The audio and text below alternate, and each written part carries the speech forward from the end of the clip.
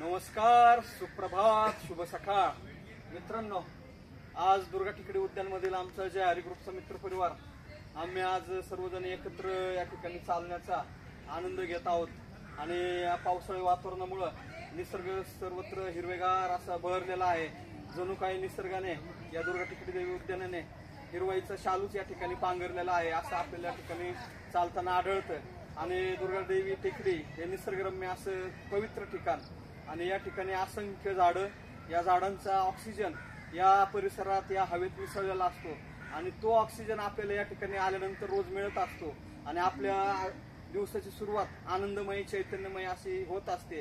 आणि त्यात आमचा हा जे हरिग्रुपचा मित्र परिवार या ठिकाणी गेल्या अनेक वर्षापासून निसर्ग संवर्धन, पर्यावरण संवर्धन हे काम करत आहोत.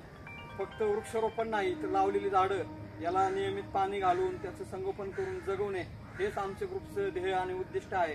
छत्रपती शिवाजी महाराजांनी सांगितलेलं आहे की ग्रुप युनिटी असेल तर कुठलीही चांगली गोष्ट आपण सिद्धीस नेऊ शकतो. आणि त्याच विचाराच्या प्रवाहात चालणारा आमचा ग्रुप. धन्यवाद. संजय रोकडे.